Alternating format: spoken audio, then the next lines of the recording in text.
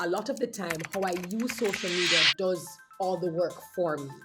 So instead of having to go into physical rooms and having to meet people to show people what I do, which to me gives me brain freeze, I use social media. And what that does is it attracts the right people who then send their emails, their messages, and then we can engage in a one-on-one conversation, which is what I prefer as an introvert. I see these young boys and then with, where drinking is your pedigree, how much beers can you drink, how much alcohol you can consume versus I would love to see where, hey, how fit are you?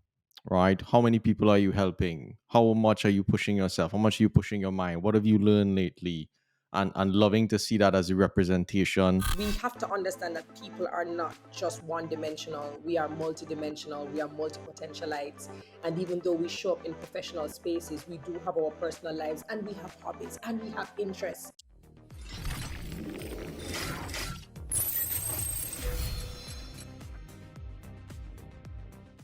All right, welcome everyone. I'm your host, Mark Moyou. Today we're talking with Dr. Terri-Karelle Reid. She is the human Ethernet, connecting people and dots. She has built a brand that is synonymous with world excellence in the world of event and TV hosting, speaking, content curation, online branding, and storytelling. Terri-Karelle is also the author of My Brand Compass, the 13 C's to Building Your Personal Brand. And I think if I did enough proper research, I think you have over 228,000 followers across your different brand platforms. So I'm very excited to speak to you today. Thank you. Thank you for having me. I'm excited. Caribbean tech pioneers. I don't get invited to tech hmm pioneer, speaking platforms much. So this is going to be very exciting. Thank you so very much for having me. So I read this short little bio, and I could have read many different accolades about you. Mhm. Instead, tell us who you are. I am rambunctious. I am Mm, bubbly and personable. I am an introvert, too much to many people's surprise. I like to put good out in the world. I like every interaction, whether it is micro or macro with me, to be one that leaves people feeling happier and lighter about their outlook on life. And what you see is what you get. I'm always trying to push the boundaries where my personal goals are concerned. And quite frankly, if there are any adversities or anything or challenges that come my way, I don't ever go into complaining, but more problem solving. So I think that kind of tells you who I am. okay. And if I were to attach some labels from a professional perspective, Mhm. how many different careers do you think you play in? So it blows my mind and it doesn't always occur to me until I hear people speaking about me. And so, media and communications, media practitioner, event host, TV host, author, speaker, mother, advocate, hmm philanthropist. Those are pretty much the labels. I fall in those buckets at some point in time or they overlap concurrently. Fantastic. And I think one of the beautiful things about your career as an overarching work in your life is that you are living proof that you can do many things on a professional level and do them extremely well, Oh, which is exciting. absolutely. Absolutely. And I think for most people, what it is, when they may go to my website or they're in conversation or they may ask me, more questions or they may read a feature and they'll say, oh, for some people, I might be a beauty queen. I won Miss Mm, Jamaica World in 2005.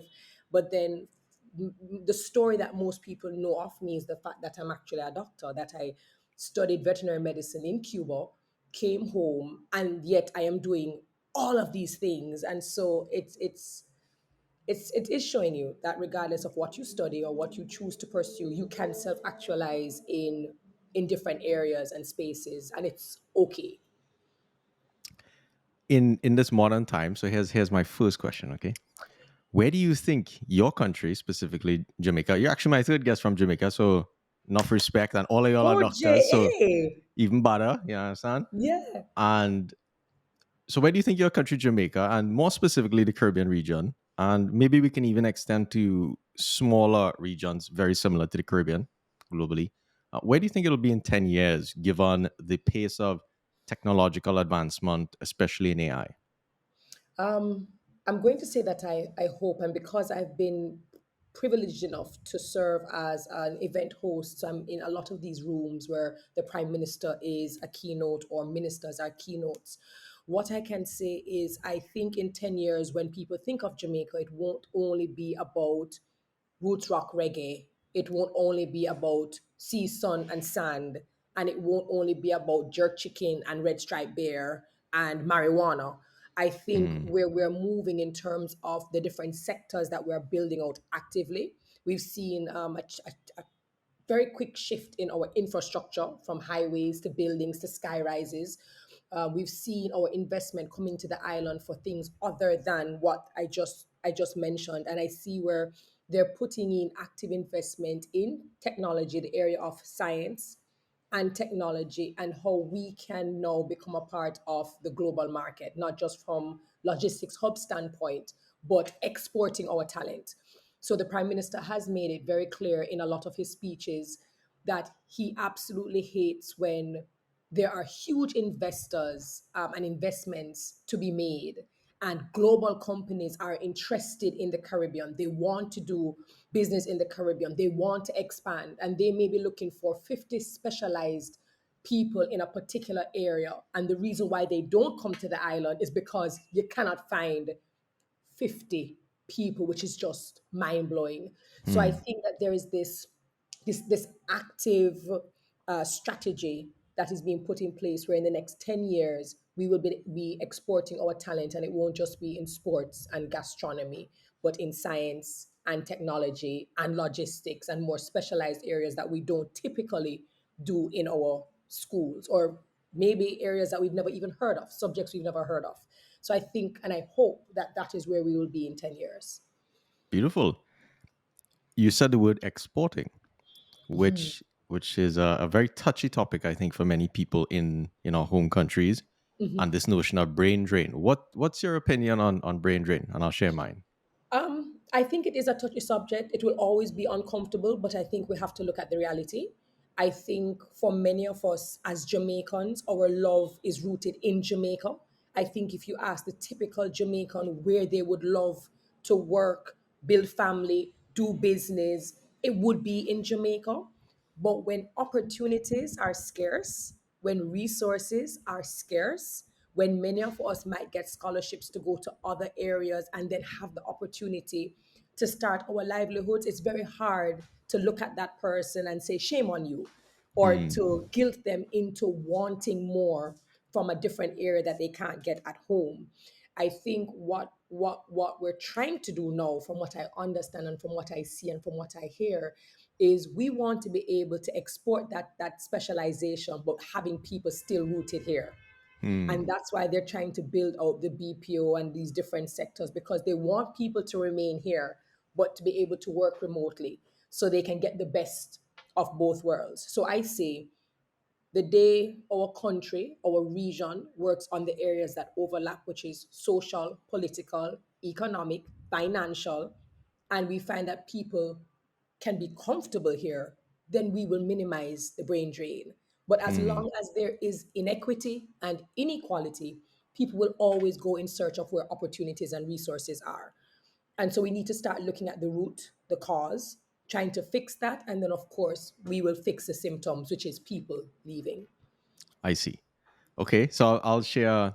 I'm not going to say it's a counter perspective. It's a slightly shifted perspective. I actually think, especially in the field of tech, I think brain drain is the right strategy. From the Oh, perspective of, I'm very fortunate to work at the top machine learning company in the world, like I was sharing with you when we were at that conference. And as I had shared, I think there's only 10 of us who are Caribbean out of 26,000 people who I are remember global in when that you shared that organization. story.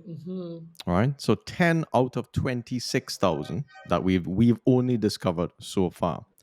And I share that because the pace at which I get to learn, the things that I get to learn are at the forefront of machine learning. The things I get exposed to are at the forefront of AI across all the things that you see. And I think that is very important because as a representative of my region, I now bring that into the fold, into these Mm, global organizations.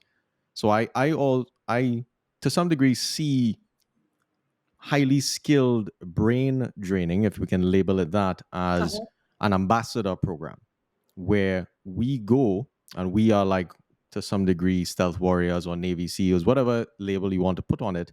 And we go there to represent and to correct. showcase the power of our people, to showcase what our people can do, and to be global brand ambassadors for our regions.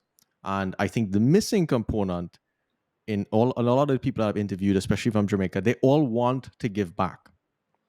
There Correct. is there is no shortage of, we feel for the people at home, and it's not like, yeah, I live in here, you sit on my couch, boy, you real pressure fall it down there, hard luck.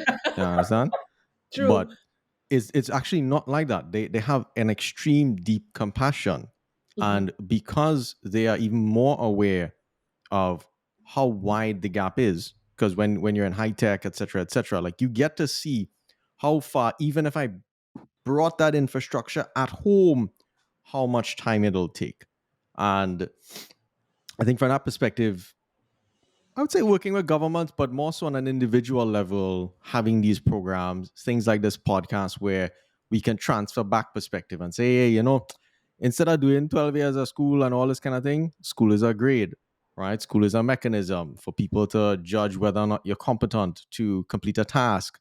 School has its importance, but also here are the things that you need to look out, and raising the tide for all of us. So that's my current take on brain drain, given the folks that I've been interviewing, who are all actually out of their home countries for the most part. And I think, and I absolutely agree. I think the fear really is leaving and not coming back. And when I say coming Hmm. back, not necessarily to set Physically. up home physically, but mentorship, Mm. different programs, initiatives, partnerships, collaborations, to then say, hey, this is what we've learned, how about we do this? I think that is where the fear really comes from, because I absolutely agree with you in terms of being able to see what is out there, what is implemented light years ahead, the kind of conversations that are taking place, and are we prepared for those conversations? But I think it's the fear that when people leave, it's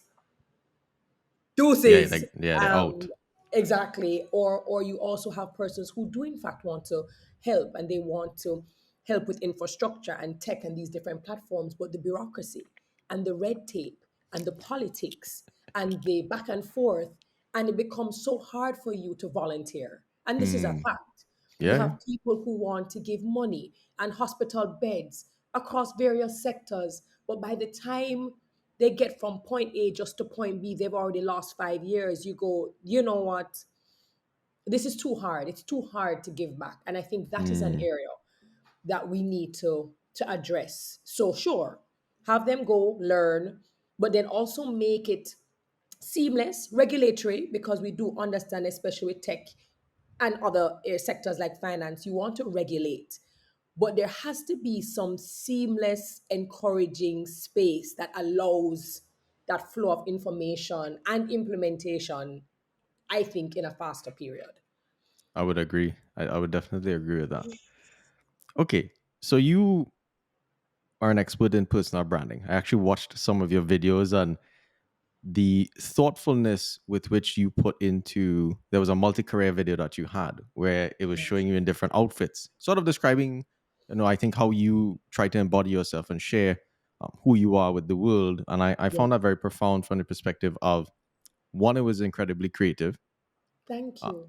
Two, it was, I think, very truthful in how we may all feel on the inside, but we actually maybe not don't express that out into the world because, hey, I study this, I have to be this, I do this, I have to do that, my family go laugh at me, type of thing. Correct. And mainline tell you, in the Caribbean, when your family and friends, especially your family, start to make fun of you and thing, I That's don't it. think it different out there. Like, I think we just have a gift of beating people down with words. That Correct. we're very good at that, I think. Correct. So with that, Why is building your personal brand important in today's age? I think I think it's important because it one allows you to acknowledge that you matter.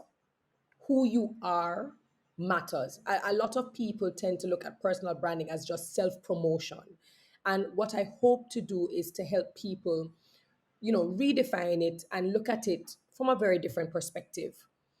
A lot of us are walking around, and you kind of alluded to it, because we have a very weird relationship with humility, and we have a very weird relationship with fear and shame and culture.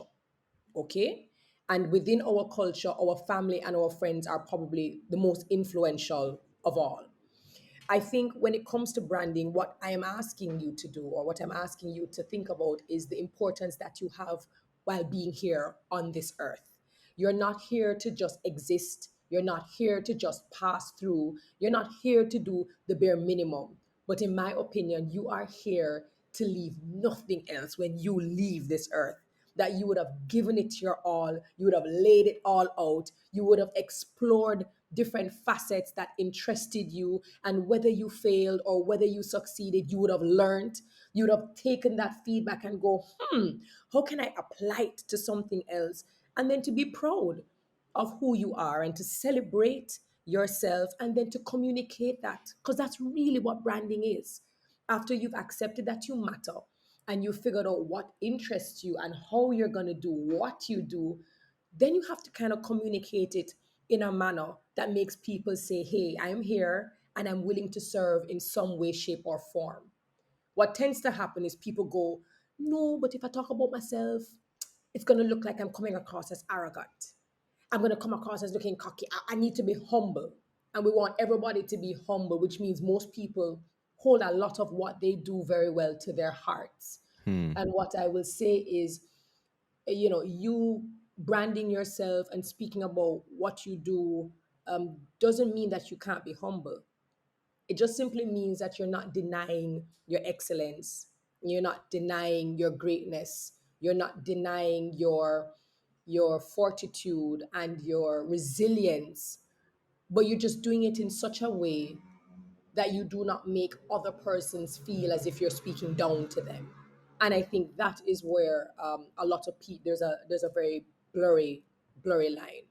So I'm not going to deny my excellence. If you ask me if I'm a good host, I'm going to tell you I am an excellent host. And I'm going to tell you that what I bring to the table is width and depth and creativity and storytelling. And years ago, I would not have said that. I would have just said, it's okay. No. So we deflect compliments, we decline compliments, and what I'm saying is accept it and then communicate it in a way that adds context and clarity. That is really what branding is, and opportunities that exist when you open your mouth and when you put that talent on display are absolutely endless in this borderless world.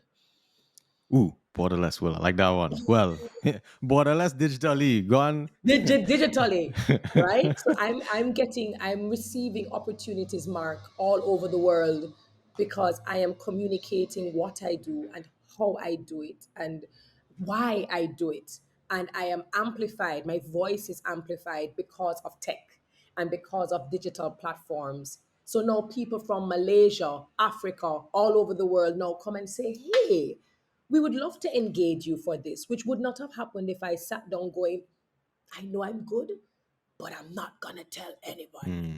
It wouldn't happen. It really wouldn't happen.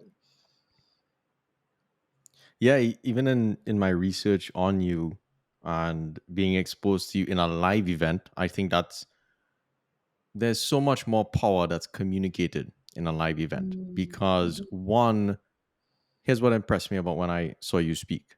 Um, we weren't in the most grand of venues.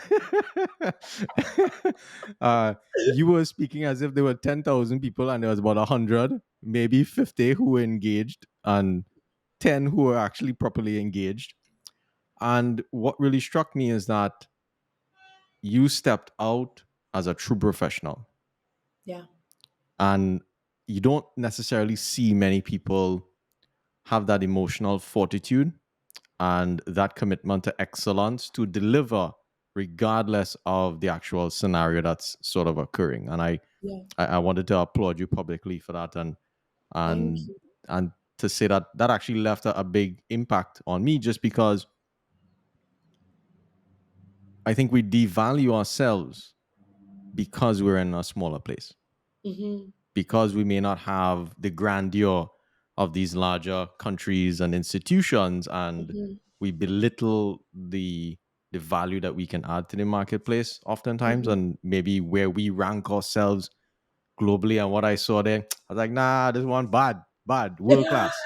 So world class, you understand? No, I appreciate it, and it's interesting because whenever I do, and possibly that's why I love doing what I do. And you spoke about it earlier.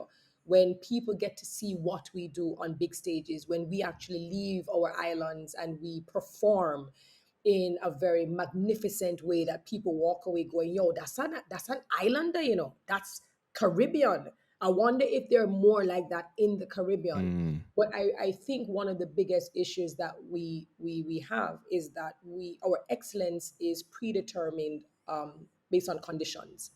Whereas for me, my excellence is unconditional. My excellence does not shift based on how much you pay me. My excellence does not shift based on the role or the title that you give me. If I am a line worker, I will still outwork and outshine you as a CEO because my excellence is not waiting to get to the title of CEO to then be on display.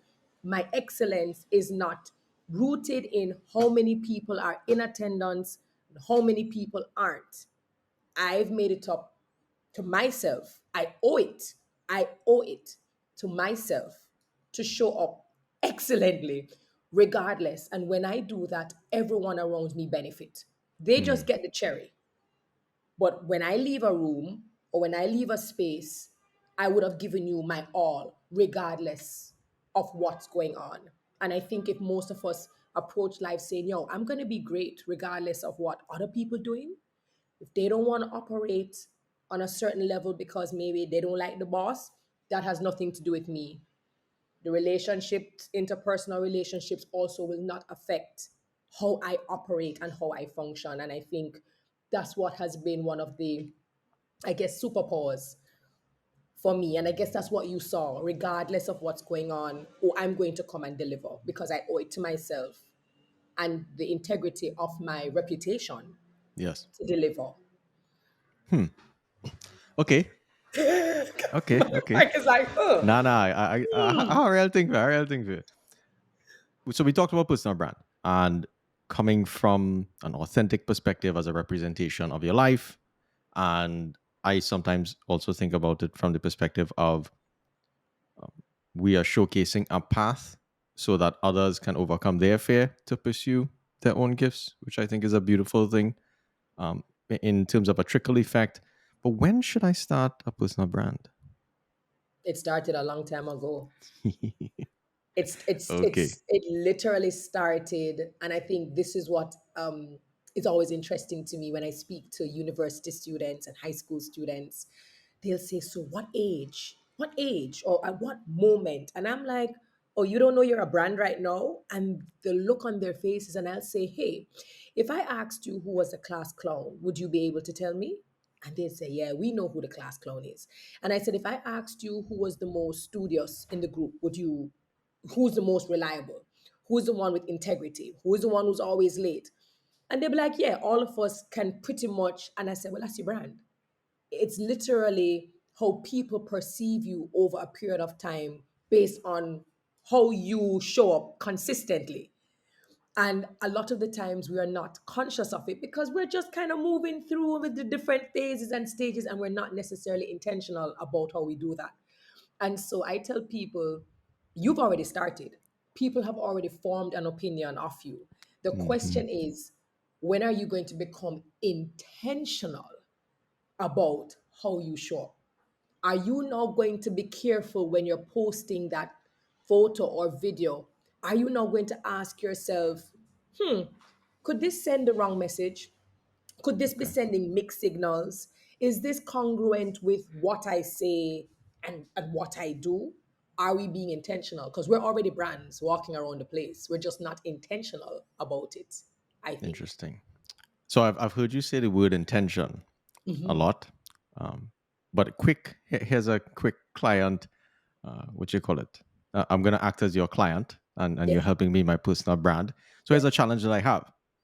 I'm very big into fitness, I know. and which means showcasing to some degree the results of fitness is might be showing half naked pictures of yourself. Okay, and I think I've struggled with that for many years Hmm. from the perspective of this is, fitness is such a huge part of my life because I've seen it, save my family members' lives, etc., And etc. So I transform. so I take it more from it is important, especially for parents um, to teach a child to live long. That is in my mind the core responsibility of a parent, and they do that by embodying it in their own life and by putting themselves through uncomfortable situations to keep their body strong, etc., etc. But yeah, I think in terms of my own launching of a fitness brand, and as I charge this path in my professional career, I become maybe more exposed, more public, and then people will see, boy, oh, Dr. Mark Moy, oh shit, I have nigga picture any man over there. Yeah, so none. I I think I sometimes wonder when maybe authenticity sometimes too much for Hmm. traditional I'll call it the corporate world. Yeah. What's your thoughts on that? I think it's moderation, and I think it's balance, and I think it can be achieved. Going back to what we originally, we said earlier, is that we have to understand that people are not just one dimensional. We are multidimensional. We are multi-potentialites. And even though we show up in professional spaces, we do have our personal lives, and we have hobbies, and we have interests that we pursue. And that could look very different to different people, especially in the corporate area. So for you, in my bio, for example, if I was even starting off with my bio or on social media, I'm not sure if you put in your bio, that you are a data scientist, no? I do, yes. Right.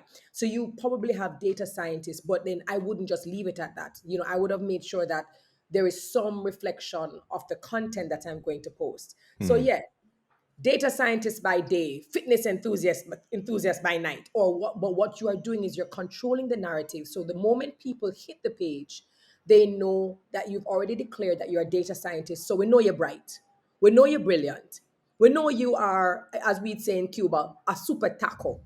But then you are a fitness enthusiast. So then I expect to see you in Hmm. the gym. I expect to see you working out. What happens is that when we have sterile profiles, or we come across as this one thing, this one professional, one career person, and then all of a sudden somebody scrolls and sees you in a swimsuit.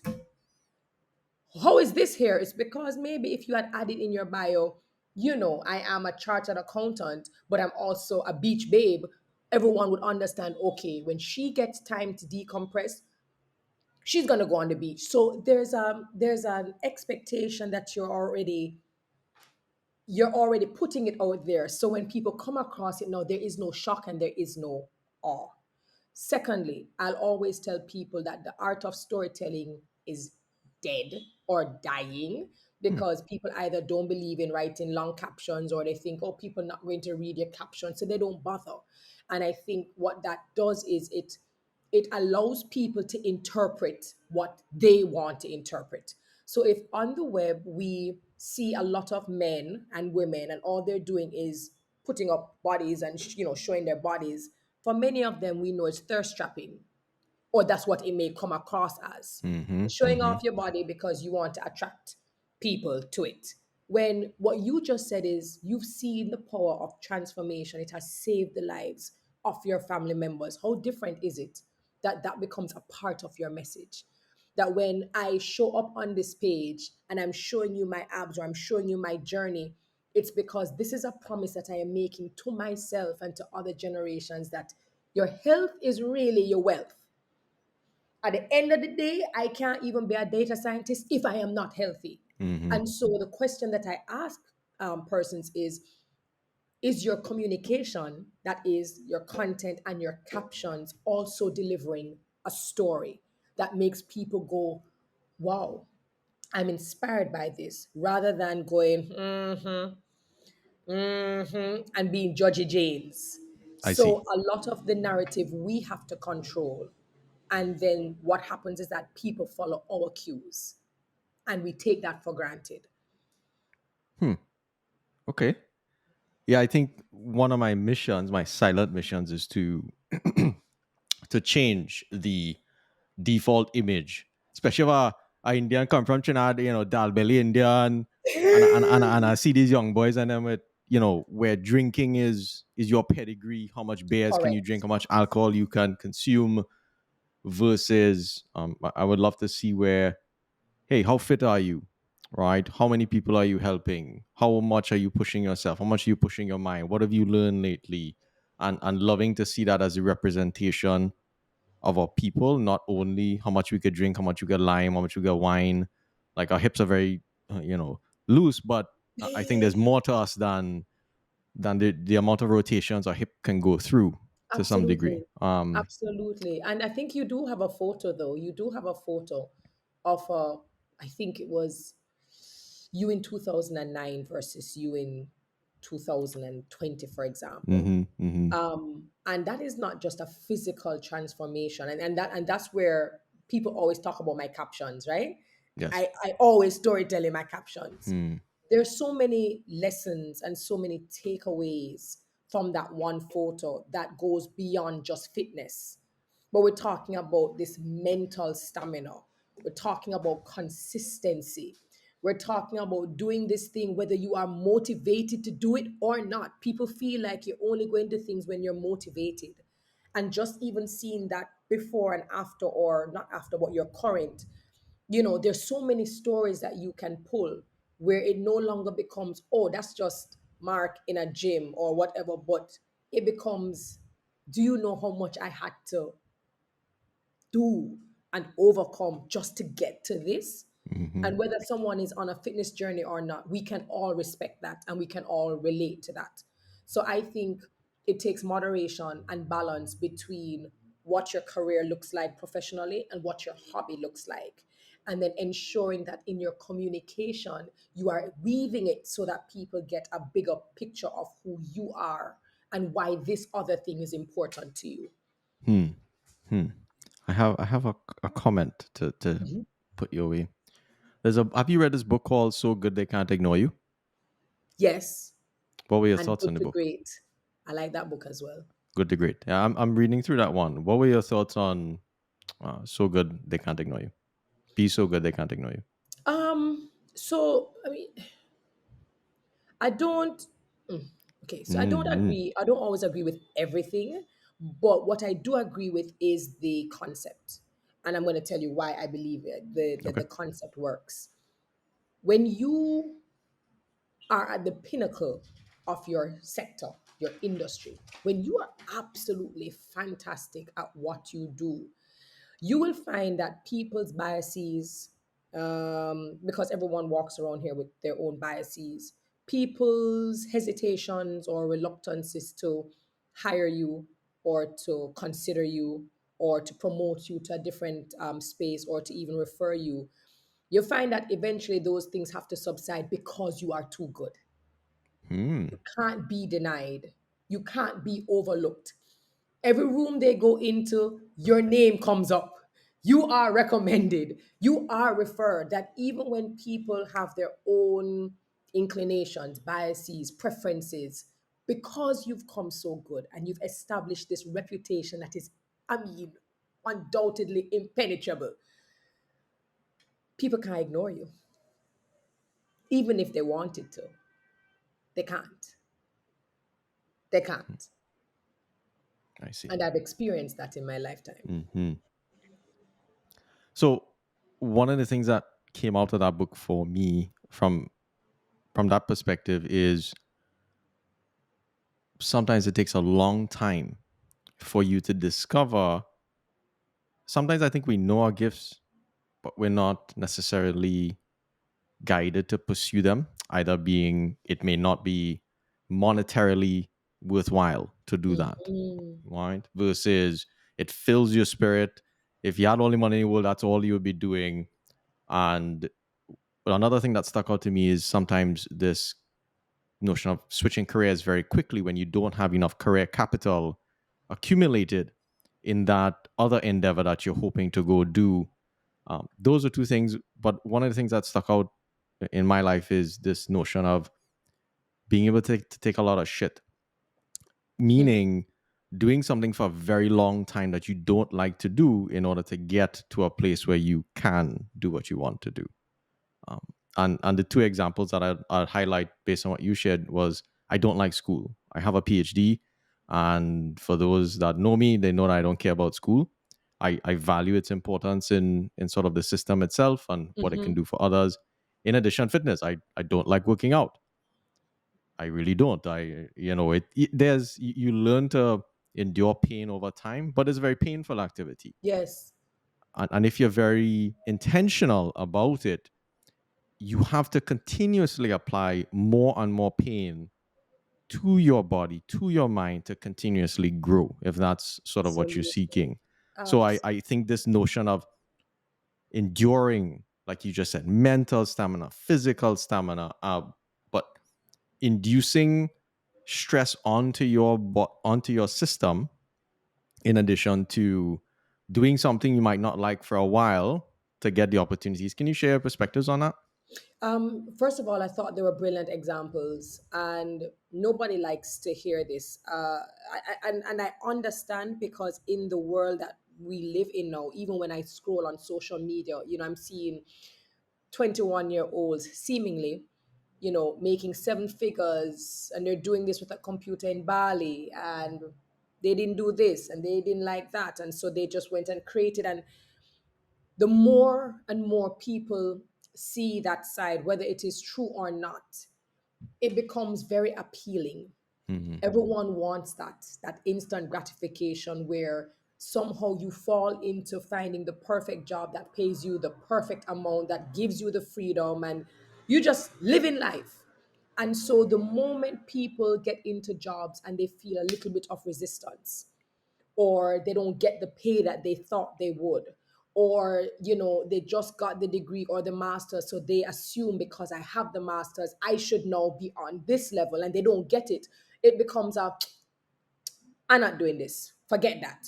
And that is how it has become. And I am not saying that anyone should stay in any space where they're being exploited, and I needed to be very clear about that. But what I've come to realize is that where I am took years to hone and craft.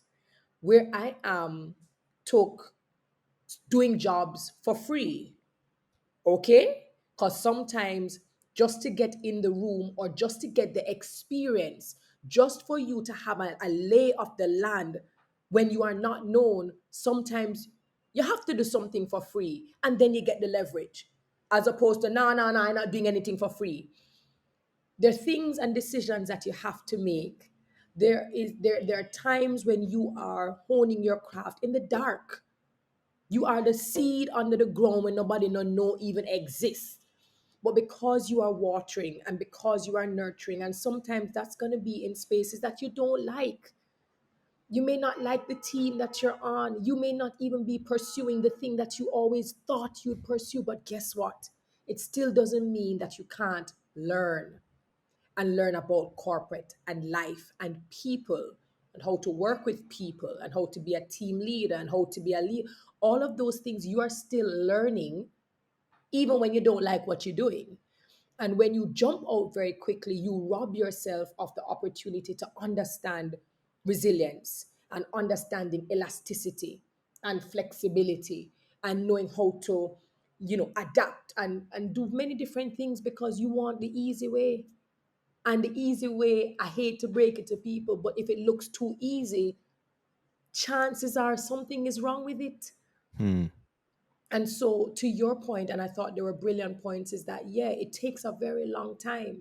And even as it takes a long time, you are still learning if you are open to learning.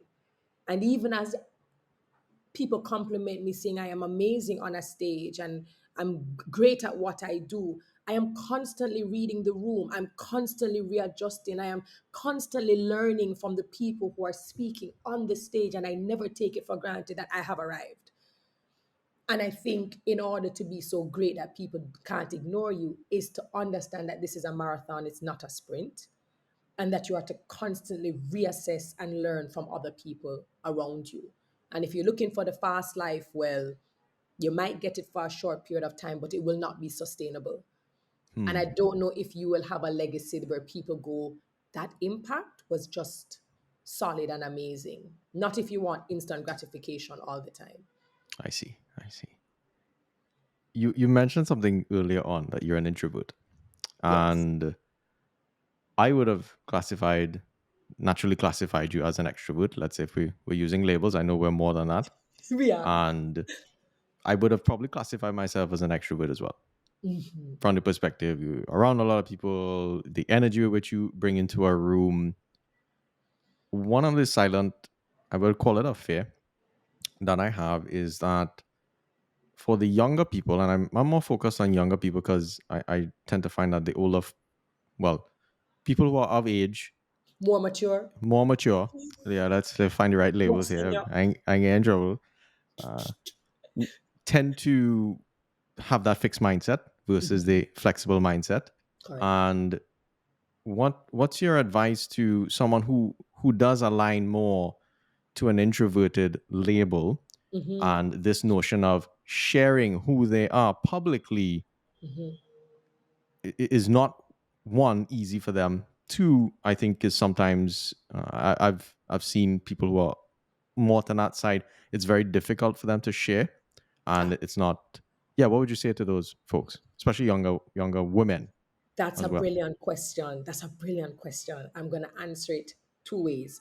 One to the introvert and one to the more mature or the senior leaders or the decision makers or the hiring managers, because this is a cultural thing where it is deemed that the person who is louder than life, larger than life, is the one who's affable and amicable and personable and bubbly, and everyone is attracted to that person. Automatically it means that that person is the better worker or the better choice, and that's a default. And what I want to do is I want to challenge the persons who are team leaders, supervisors, senior managers, executive managers, to understand that great performers come in different packages. And Hmm. it is your duty as a good leader, as a great leader, as an excellent leader, to look at the person in front of you and assess the skill sets and the skills that this person has, even if it doesn't come with this fireworks, pie energy everywhere, because there is power and there is strength in introversion. A lot of the times, because they are usually watching, they're active observers, they're active listeners. A lot of the time, they are registering things in a room that the average person does not, because they're not doing this all the time, and there is power. And I think that we need to be more balanced in how we promote and who we promote, and it shouldn't just be based on somebody being more likable or more affable in social spaces. That is for the people who are hiring, because I think that that needs a cultural shift. For my introverts, what I will say is, you have to be very careful how you even take on the label as introversion. Because people naturally think that introversion means you're just shy, you're locked off, and you just can't deal with social spaces, which is actually not true. So I think, one, we need to be very careful how we look, how we take on the label. That's number one. Number two, the reason why I use social media so well and I'm a power user is because for an introvert, we don't network very well in Hmm. social spaces. And people have noticed this about me after I confess that I'm an introvert. They've noticed I come into a space extremely early. I'm never on the red carpet. You probably will notice it now that I'm speaking to you. And no, I'm always working. You never see me off in the side having small conversations. And the moment I have finished my job and I say, have a good night, get home safely, it has been a pleasure serving you, I disappear. Even people who come looking for me to compliment me have to send me like a LinkedIn message to say, sorry, we couldn't catch up, because after I've given all of my energy, The idea of networking with people afterwards scares the bejesus out of me. I want to go far away and stay in my room, pick up a book, and just keep my company. I use social media in the particular way because I want to be very particular about who I attract. And so a lot of the time, how I use social media does all the work for me. So instead of having to go into physical rooms and having to meet people to show people what I do, which to me gives me brain freeze, I use social media. And what that does is it attracts the right people who then send their emails, their messages, and then we can engage in a one-on-one conversation, which is what I prefer as an introvert. And lastly, what I would say is even if you are an introvert, you still have the power to choose wisely what you want to share and how you want to share it. You are not required to share your information or who you are the way an extrovert would. That is not necessary. So do not compare, do not compete. You know where your strengths are, work to your strengths, share your strengths, speak about your strengths. And it's okay if you even admit, I can be a little bit reserved, I can be an introvert, because what you also do is you know set up again with clarity people's expectations of you. But I'd be very careful because being an introvert does not necessarily mean that you're shy or that you can't carry out functions in a public space. And I don't think that people should make those things, should separate those things. Mm. I was I was enlightening, and I wanted to share an experience that happened to me during the conference with which I met you. Mhm. So I've discovered that I have this very strange stress response to events, and this is Mm. something that I actually wanted to. I'll take up with you later in the conversation. But I put on my first conference, and getting closer to the conference, all of a sudden I started to get sick, and my voice started throat started mash up. I taking all kind of steroids, all kind of thing. Boy, my throat ain't wanna budge. I Lozenges. lozenges, lime. I chew in ginger, garlic, all kind of madness. My friend make a soup for me. I go in Atlanta. The man make my Rasta partner make a soup for me. I trying Ital. anything, anything. My throat saying, nah, you ain't talking, you ain't talking. And as they getting closer, my throat started to seize up more and more. Man, the event done by open up. And in the event when I met you, as I was getting closer and closer to my talk, um, my head, I started getting very intense headaches. And when I was done, I was sick. I had to leave immediately. And Mhm. I've been doing a lot more exploration on in my own personality on energy and conserving your energy and Mhm. protecting how much of that you give to others. Because I'm very giving and open, but I do also notice now that I receive and I pick up and I hold on, and it actually drags me down. And so discovering, I don't like to say the more introverted, the more silent part of myself, and finding where that power is. Can you talk Mhm. about how you balance and maintain that energy in events and also keep your voice ready? Listen, listen. First of all, you did a magnificent presentation. I told Alex, who's my executive liaison, and I mean, whenever I'm in the room, I listen to every single speaker, which always surprises a lot of people, regardless of whether I'm hosting an 8 hour day or a 9 hour day. I listen to every single speaker. I walk away with takeaways from every single speaker, and I usually share my takeaways. And everybody's just like, you know, how do you do it? And I think it's because the part of us that are active listeners is extremely important. But what I wanted to say was that I found your presentation amazing, and I told Alex that it was my favorite presentation in Appreciate that. terms of just being precise and concise, and the manner in which you presented the information and even the slides. I thought it was just well done. And if you hadn't told me that, you kind of start to feel like a little way, I would not have known. You looked like you were born to do presentations on Hmm. a stage in front of people. So I just thought I should let you know that. One, the protection of peace and sanity, my joy, and my happiness is paramount. It's one. It's number one. The persons who follow me on social media, they know I protect my peace. And whenever I feel as if I need to disconnect and recharge, I tell people. I don't do the whole, I am on a no. Sometimes I'm unavailable because I need to recharge and I need to refuel, and people respect when I'm honest enough with them. Number two, I am intentional about the spaces that I go into. Hmm. A lot of the times we get invitations for everything and everywhere, and I say no to about 85% of them Wow. because, again, I have to protect my energy. I don't want to be everywhere. I don't want to be everything to everyone either. And so for me, I tend to stay home a lot. Or I like more intimate settings with my people, my core that I know we're always pouring into each other. Because I do find that social settings drain you because so many people want to have conversations, and then when you get home it's just like, oh my gosh, what just happened? And then when it comes to the events that I choose, I'm even more particular about the events that I say I will be a part of. And I think that's because we all should be intentional about our associations and our alignments.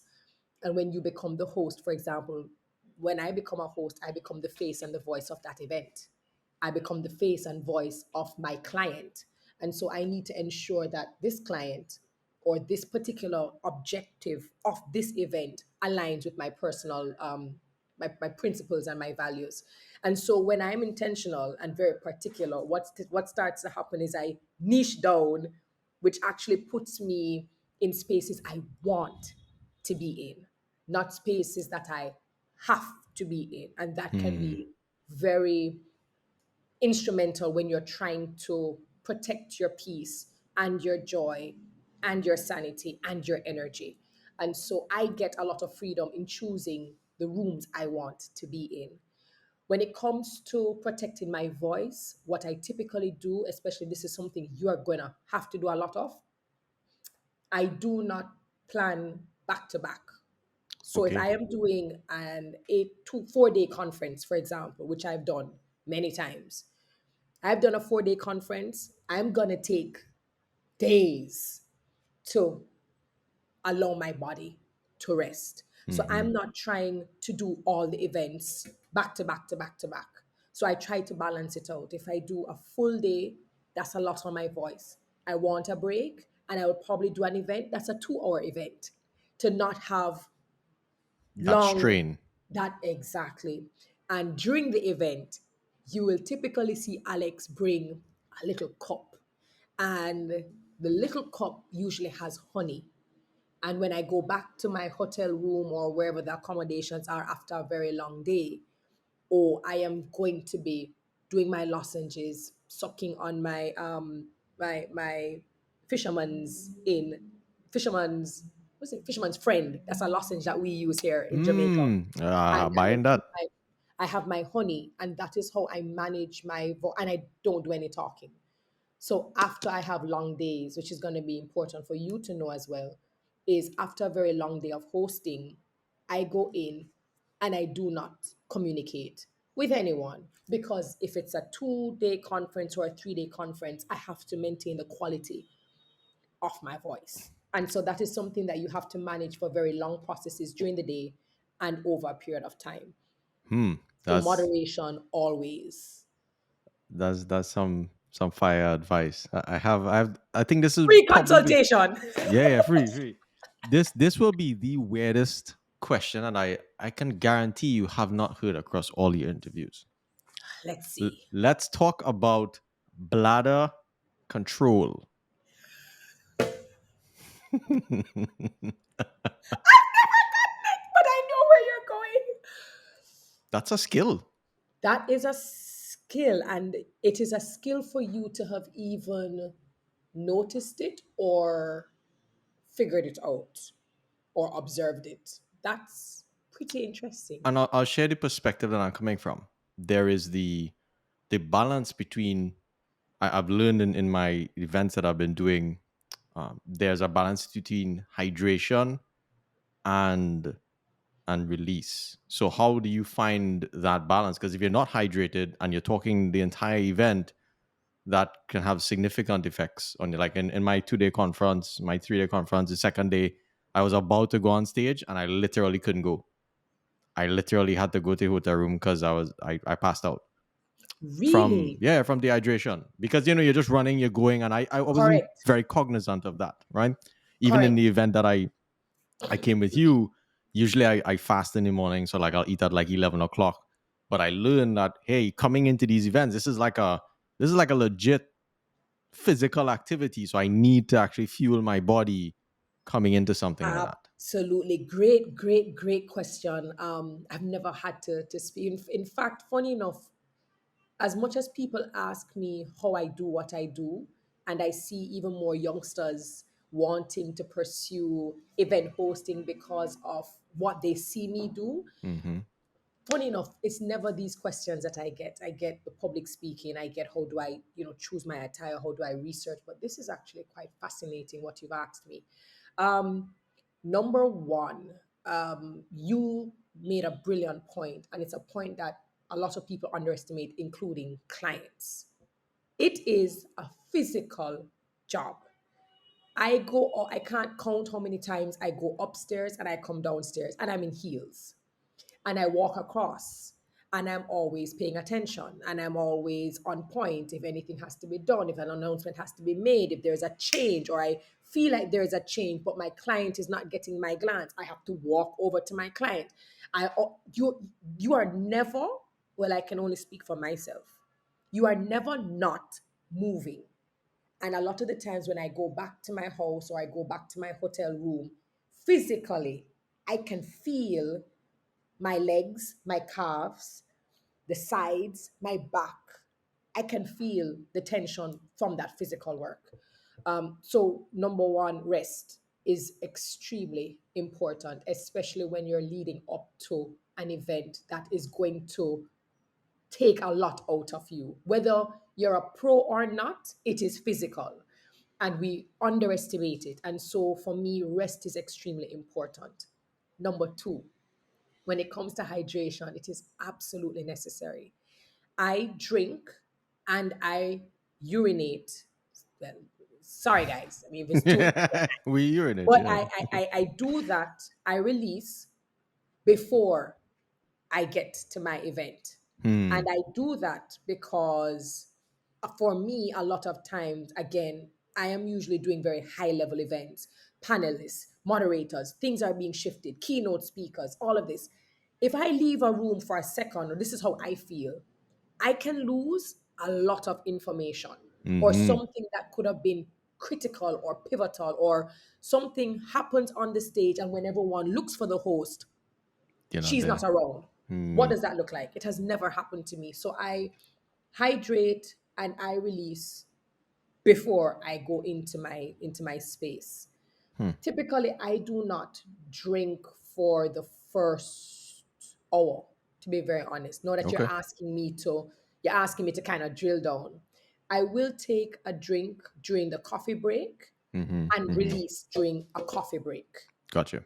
If there is a speaker, I also look a lot at my time. So if I know that there's a speaker who has 45 minutes to speak, I will slip out if I have to.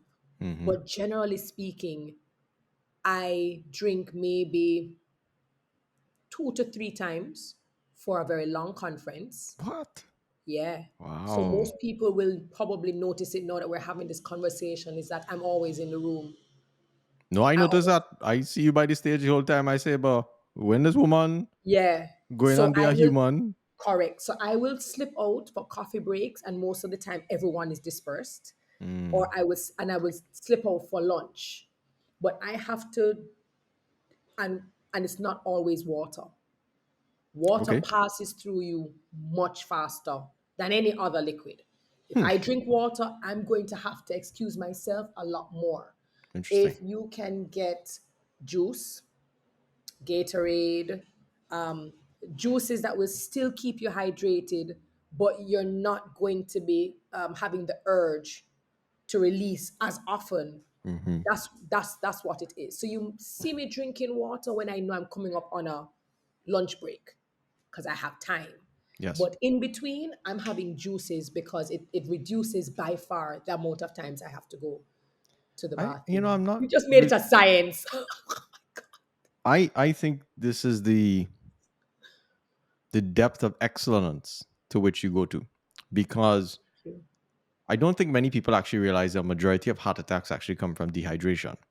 Mm, So when you're dehydrated consistently, your blood is thicker. Your heart yes, has to pump harder to push this thick fluid through your body all over. all the time, all the time. And I see that a lot in corporate America. People just sit down in a meeting for hours and they wouldn't drink anything, and not Yeah, necessarily realizing that inherently they're putting a lot of stress on their hearts. for sure. So looking at you as an athlete, I look at you as an athlete because I don't see many other people embody as much of their body into their speaking craft as I Thank see you. you do.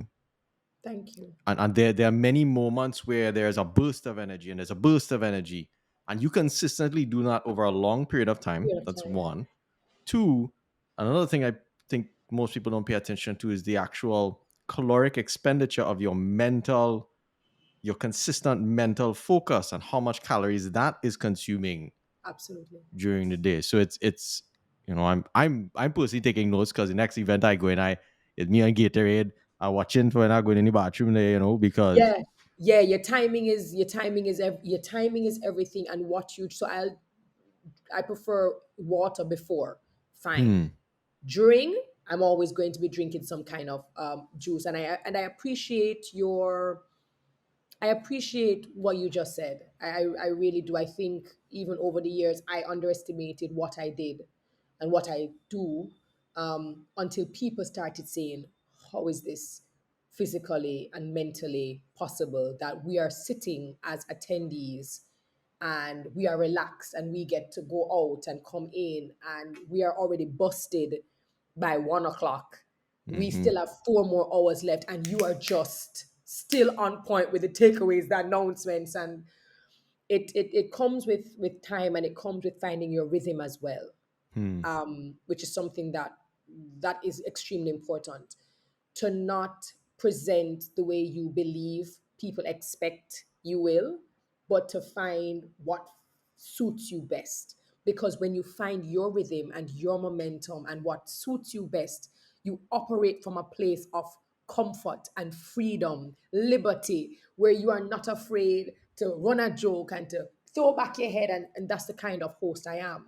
yes, Whereas, probably if I thought there was a particular way in which I should present, half of the things that you experience as an attendee, where I'm concerned, you simply wouldn't. hmm. I think until I saw you speak, I follow a lot of motivational speakers. That's just been critical to my own mental strengthening over the years. But until I saw you speak, and I've seen other top speakers like Tony Robbins, etc., and recognizing the physicality of that particular craft, and in addition, can you talk about the importance? I think when people think about event, oh, you're just an event host, yeah, coming on, yeah, announcing some people, and yeah, you're reading off a little thing, A little keep everybody, housekeeping thing. yeah, you understand. But I've come to appreciate it more as a very, to some degree, almost sacred act in terms of you are commanding the energy in the room. So can you Yes. talk about what you try to make people feel when you host an event? Beautiful, very, very beautiful question. I think once upon a time, that's what event hosts were. And again, Hmm. I'm speaking about my standard. I'm not saying that my standard is for everyone. But once upon a time, an event host really came in and you kind of set the ground rules, you set the housekeeping, and you just said up next is so and so and so. And you kind of keep it very sterile, that's my word. Keep it moving, you get the job done. But I am a feeler. Hmm. I feel people. I experience people, and I live for experiences. And that's why I go back to I'm in the room I want to be in because I want to feel that and I want to be a part of the experience. And so for me, When I go on the stage or I accept a job, I'm not just accepting it as an event host. I am the experience. And if anybody wants to take up hosting and think that you're going to separate what you do from the experience, then you are probably not in the right space. I am the experience. And I am there to make it everyone's worthwhile. Number two, it is never about me. Even though I am the face and the voice on that stage and I'm commanding everyone's attention and I'm engaging everyone, it is never about me. It is always about the audience. And it is always about whether you are meeting the objectives and are you making the deliverables that you honored to do on Hmm. behalf of your client. So I can do anything I want to do on that stage because I am not afraid of how I look. I know I am meeting my objectives and I know that I'm creating an experience for other people. Number three, and probably one of my biggest differentiators, is I always ask who's in my audience. I don't care if it's one Japanese person in the audience. If I find out from the registration list that there is a Japanese in the audience, I am going to come in and I'm going to say yokoso, konnichiwa, because I understand that language is tied to culture, is tied to pride, is tied to the heart of who people are. And so if I speak and I say yokoso, I am telling that person in that space, you are valued. We see you as a minority in the entire crowd. Mm-hmm. And my clients never expect this. No one ever knows what I'm going to do. They kind of tell me their objectives and they leave me. And so imagine I go to the Caribbean Investment Forum in Trinidad and Tobago, and in that audience, we have Suriname, Holland. We had so many different people there. And I asked, how many nationalities are there? And I greeted every single one of them. Some languages I am more fluent in, some I might have just learned Korean because there's a Korean and it may not sound as smooth, but I'm not afraid to sound stupid in speaking to someone's heart. Hmm. Because Nelson Mandela said it. If you speak to a man in a language he understands, then you speak to his head. But if you speak to a man in the language he speaks, you speak to his heart. And that is something that I find has always made people go, I've been acknowledged. And nothing is better as a part of an experience than making your attendees feel acknowledged on a cultural level. And research.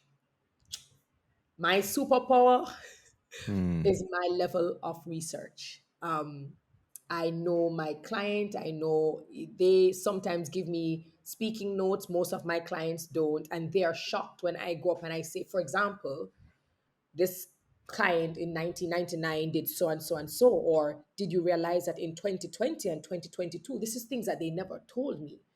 But if I'm going to honor you to be your event host, I also understand that it is my duty to educate and inform and advise and connect all the dots of why we are here. And so those are the things that I incorporate for it to be a part of the event. And finally, brand colors. If you invite me to host your event and your brand colors are red, I am going to come in red. I am going to come in blue. Whatever your brand color is, I am known for finding outfits with the exact colors as just an add on, a value added to show that I acknowledge again the importance of your brand and I've incorporated it in how I present myself. And this is why I have to be particular about the events I choose because when I go in, I go all in. I immerse myself. You're bad, you know. You're bad. You're bad. You're bad. I think as a student of greatness, as a student of people who really master their craft in this conversation so far, I'm picking up so many things in the details that you go to. And even last night about 1 o'clock this morning, there I was like, yeah, I gotta do my questions in the morning, and I doing my research and I watching all the videos. I say, boy, you didn't realize who you're interviewing. What happened to you if you come and you didn't bring, you know, what I'm saying? If you didn't do your research, it's real. real thing to Oh, catch. your But so questions. Your so questions far, have been amazing. I'm definitely enjoying the conversation. Thank you, And guys. some of the things that I think are very important for people in the audience, and a hallmark of Caribbean people, I think to some degree, is the energy with which we bring into a room. Hmm. Can you speak about how you manufacture energy? And I use that word very intentionally because to me it seems manufacturing. How do you manufacture energy when you walk into a room? I think from the get go, when I walk into a room or before I even walk into a room, I walk into a room knowing that I belong there. Hmm. And with Hmm. that, there's a power in that. A lot of us walk into rooms still doubting our purpose and our reason for being there. When I walk into a room, I already walk in knowing I belong here. And I think that already sets my energy up for what I'm about to do. When I also walk into a room, and the reason why I go early is I hear conversations, I see people coming in, I get a good lay of the land. And automatically, how I also manufacture my energy is I start thinking about the stories that align or the stories that can be relatable, that can be engaging, that can be funny. And that's because a lot of people don't expect it. They expect us to start with the good morning, welcome, and you just roll on. You just kind of roll in. Whereas I always think about the stories and how we as Caribbean people always have a particular thing that we can say that gets people nodding. You see people nodding, you see people. I start to formulate in my head how I'm already going to open up for this particular event. Whether it is a story that I have experienced or is it something that I heard or read about. And I build a story and then I say, and that is why we are here. Welcome to so and so. And so my energy, and I already, so that's a second part which comes with how I host. And the third part is I protect that energy for the entire time. Hmm. So you will realize that stay by the stage and I'm constantly listening. I'm constantly formulating. I've gone to events where they have me, they have a seat out there for me during lunch and, I can sit with the CEO and everything. And I'm like, nah, I'm good. I Hmm. stay in my space because in my space, I am always focused, always churning, always connecting things and going, I didn't realize that Mark had said that earlier, which I never spoke about, but I'm going to figure out a way to weave it back in. And that is how I maintain my energy. I'm not flitting about all over the place, trying to talk to everybody and meet everybody and try to get more work. I'm so calm, I'm so focused. And every time I go on the stage, it is a joy for me to Hmm. express and share. And because I look at it as joy in this exchange, and it's not, oh God, it's a duty, you see that energy all the time because I'm excited about what is being said or I'm excited about the prospects. And so what you see is actually sheer joy, unadulterated joy while I'm I on definitely stage. feel that. And I think you made a tech conference feel joy. And I was like, oh, whoa, cool. We're here. Yeah. All right. This is interesting. And I think people truly underestimate, as I'm in AI, machine learning, all that stuff. And like I was telling you, if I do my job really well, to Yes. some degree, I will replace many people's jobs.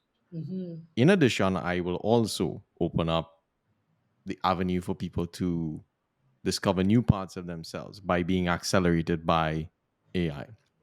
And I think in this age where people are not necessarily talking about replacement, but they know shifts are coming Yes. across many different domains and Yes. jobs, there's a search for like, oh shit, what's the skill set that this thing can replace? And I think you might find a lot more people becoming event hosts. And the reason why I Oh, think yes. this is an underestimated path, and one of the paths that you can take, is that sales. All of these companies that Fortune 100, blah, blah, blah, it's all about sales. Everything that we have in our homes has come from either money that has come from, first it was our parents that supported us, then money that you earn through your company or through some other organization. Correct. And each of those organizations had to sell. Correct. And what you do in an event is you are communicating that brand's personality, energy into those people to hopefully manifest to some degree either alignment with that brand for future sales or even just alignment with the brand in general on a Awareness. personal level. Correct. Correct. So I see it actually as a very important role that for corporate people to choose and to recognize this power to communicate and transfer energy to people as a very serious skill. Yes. And not to just thinking, oh wow, she's well, she could talk and she move. And it's more than that. It's very, and in this conversation, I've learned the deeper levels of how calculated it is and how It's intentional. very intentional. Very It's intentional. You're having saying intentional more and more. Yeah, man. It's important, and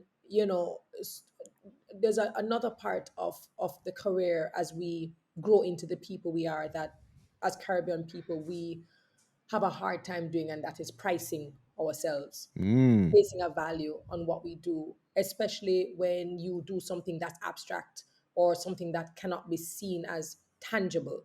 I consider myself to be a part of the creative industry because everything that yes. I do is a lot of the time intellectual. How I put things together and how I take what the CEO said as a keynote and then I tie it back into the panel and then I tie it into some news that was global. All of that is taking place here creatively. And so I consider myself to be a part of the creative industry. And a lot of creatives, one of our downfalls is we can create and ideate and we can execute. And when it comes to the business aspect of pricing and how we structure our business and how we do follow-ups and how we deal with our clients and treat with our clients are two completely different things, and there's a huge disparity in the Caribbean.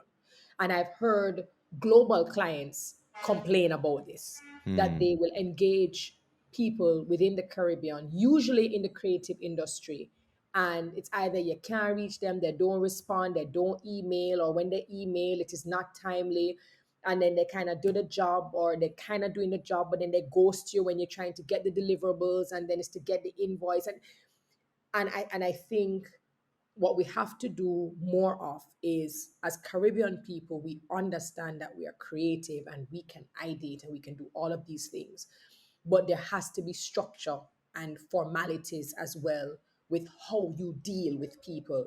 Hmm. And whether you are a one person business or not, you treat it like it's a Fortune 500 business. Number two, in terms of pricing, I think there has to come a point in time when you no longer fear giving your price.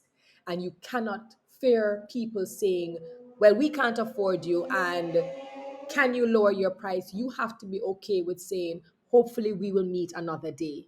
There is a fear that you will lose business. There's a fear that you won't make money if your prices are too high. And I'm here to tell people, when you set your price, which is always to be reassessed based on your demand and based on how much you continue to grow, Hmm. when you make your price, you are to honor it. If you're going to give people a big price, make sure that when you deliver, they go, wow. So now I've moved from going back to your original question, like before, about event host, people just think it's a like a thing and thing. Before it used to be that. And so people used to kind of give a like a thing and thing. Hmm. At some point in time, you may have to redefine how you take on a role, even if you didn't have an example before you. And that means that you now have to come up with a pricing structure. And I'm here to tell you that there are clients who will change their dates. There are clients that will eliminate items that were originally on their budget to accommodate you because you've gotten so good, you cannot be ignored.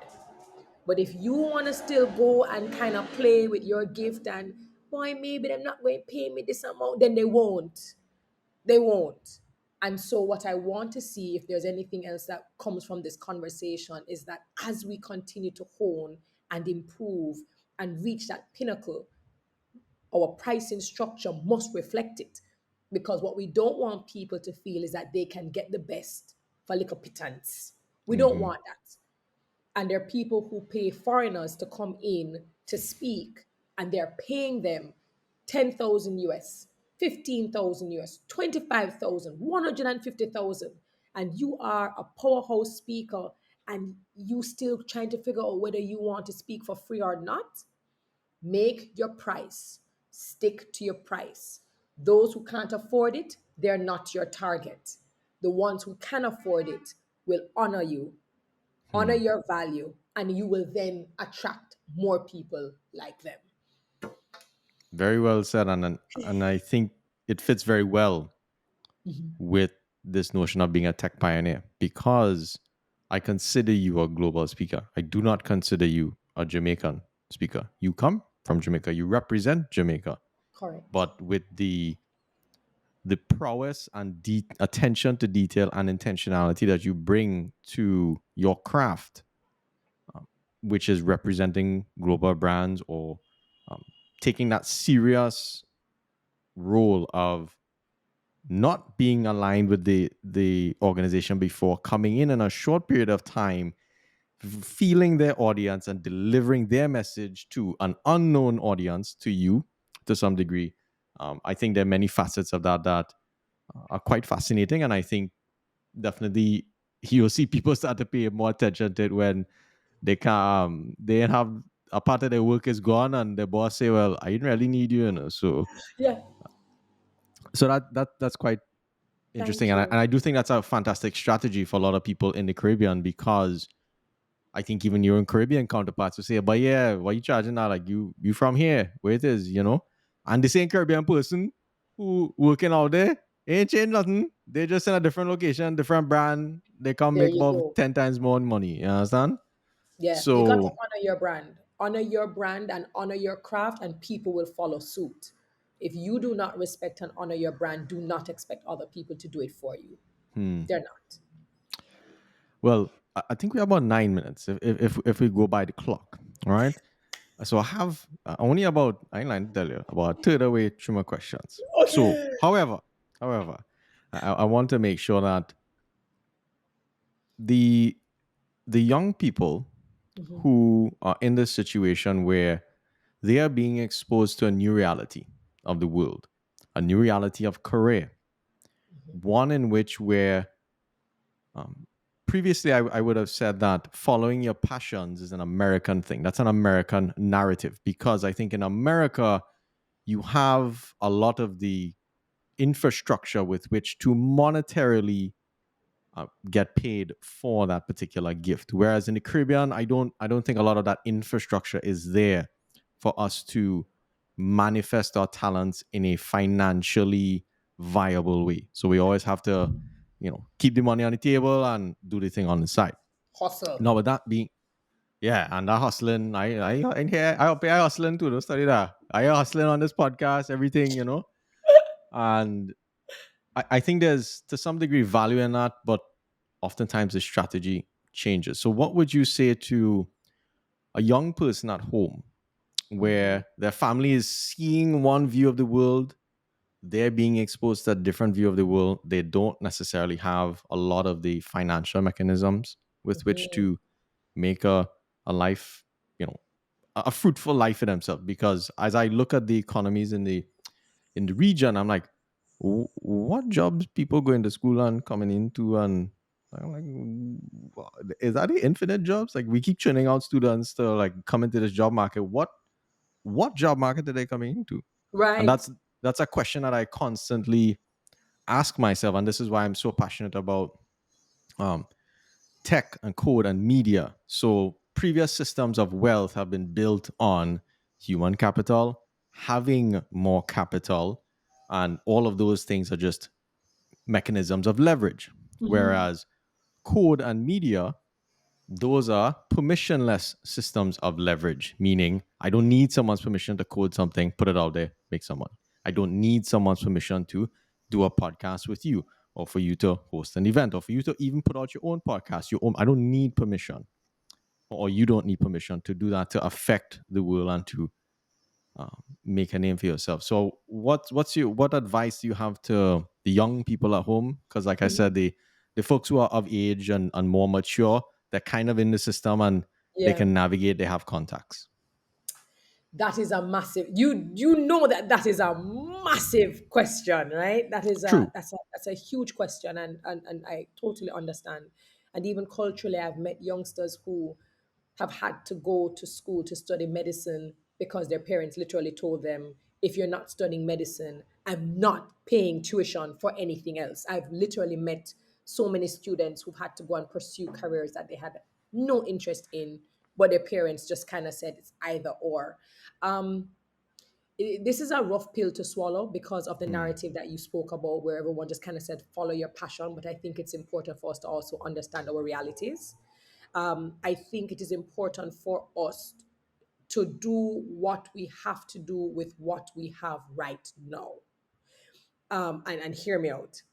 For a lot of us, the opportunities that we get later on to have the freedom to pursue our passion came because we decided to just try something now, to be okay with just temporarily learning some things in a space that may not be what you want to do, but I always think that there are lessons to be learned regardless. What I have come to realize is that in any space that you're put in, whether you like it or not, whether it is your passion or not, if you still apply yourself with with a measure of honor. I will always go back to honor and value and commitment and dedication. What you typically find happening is that the universe conspires for you. What tends to happen is doors and windows and little hole in the ground starts to open up, and you start to get exposed to other people, new spaces that expose you to things that may align to your passion. It may actually help for you to get on that trajectory, or it could actually expose you to something that you didn't know is in fact your passion. When I speak to youngsters, and a lot of people don't like to say it, a lot of the times we believe we know what our passion is early on out. mm, And sometimes we don't. I studied veterinary medicine, and if anybody asked me or told me in 20 years I would be doing what I'm doing now, I would have told them, you're crazy. Had 26 animals, vet med was it. Went to school, got the grade, did everything right. And then I realized, oh, host, media, communication, but I don't know what that is. I don't even like it. What is it? And I've come to realize that that is my passion. I think we kind of have to sometimes ride the wave. I think it is more important for us to be more curious than we are passionate, to be very honest. I think it is, if I could tell youngsters anything, I would tell them be curious, because by being curious, you leave yourself open to be in any space where you can absorb and assimilate and internalize, and then find out if what you thought was your passion is really a passion, or if you should stick to this thing that you thought wasn't your passion that turns out to be your passion. But everything is not going to all happen the way you like it. What I will also say is start to build communities and become part of communities that you can dibble and dabble in to see if what you say you're passionate about is true. We find more youngsters getting their art in galleries because they are part of intentional communities that showcase art, black art, or whatever it is. So you also have to be active. You're not always going to get the support of your family or your friends. So you might be getting your information, insights, and support from communities that already exist and can also be launching pads and stepping boards or stepping stones for you where your passion is concerned. So I'd say you have to do two. You have to move with people who are moving in the space where you're passionate about, because they will leave breadcrumbs that will assist you along the way if that is where you want to stay. On the flip side is you have to be practical, and you have to accept the jobs that you can accept now. Be curious, learn on the job. Those skills will always be transferable, and you will also be able to discover more parts of you and capacity and even new passions. That's my honest answer to one of the most difficult questions I've ever gotten. Now that yeah, like I tell you, you're bad, and It's a you know, hard question. the main challenge I have is that I don't want to say I want to help everybody. I want to see everyone enjoy this great life from a financial perspective. At least having that that Agree. aspect of it taken care of, so they can manifest on themselves in freedom to some degree of how they want to pursue life. And I think a lot of it comes down to what you're sharing is it's situational. You're not necessarily knowing where things will pan out. You are staying intentional. You're staying extremely curious, and you're really not afraid to work for free, which I was very grateful at you to hear in your story. Yeah, So, and it's fair as well. I think it's fair that mm, prevents a lot of people from stepping out even after they've been curious and they know within their hearts they've arrived and they can now take a bet on themselves. It's the fear that keeps them, because then they don't know if they step out, if they'll be as sustainable or if it'll be as viable as they want. And so fear has a lot to do with it. But if mm, you're already good at applying yourself and you have the right attitude in any space you're put in, then it means that you'll always be able to make money. yes, If you get the attitude and the approach right, then no hmm, matter where they put me, I'm going to always make money. yes, okay. So that gives you the confidence to pursue this Absolutely. fearful activity. Absolutely. Hmm. Okay, so I will, if you can grant me a couple of minutes here, time. I don't know what your schedule is like. You I, could I get have another hour if you wanted, Mark. I they promise you. don't This is say a thing. fantastic. You see other people that come and say thing, and when people take you up on your word, all you gonna say, oh wow, Break I this up think. into part one and part two. So yeah, all right. I'll take a couple of minutes because I think I do have, based on my research on you, I do have some very important questions. So you're a mom, okay, and I've Yes. seen videos of you and your daughter, and they're very beautiful. And I saw your talk on sort of having those real conversations with your parents, and they just kind of showing you the world in a real way and not making you feel too weird about it. And I've been fortunate to have my parents. I could go tell them all kind of thing. And so Yeah. most things that you can't really tell your parents, I have the coolest parents in the world. And They that's rare. That's rare. And that has given me a lot of freedom to really build a strong relationship. But here's a I'm 100% sure you've never gotten this question. So in your path, there were many difficulties, there were many unknowns, Hmm. and you have been forging this new path, going through the bush, and you cutting your track to to your final destination.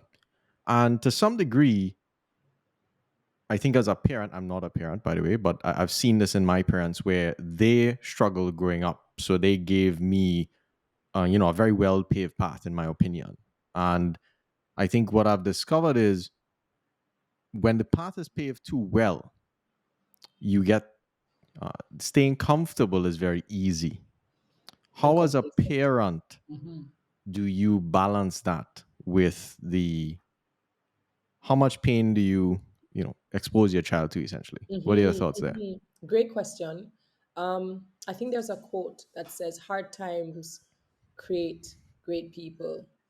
Great people create good times. Good times create weak people." Mm-hmm. I've never gotten that question, but it's a conversation that I have a lot with my closest friends, because it's something that I'm extremely aware of. It's something that stays on the forefront of my mind.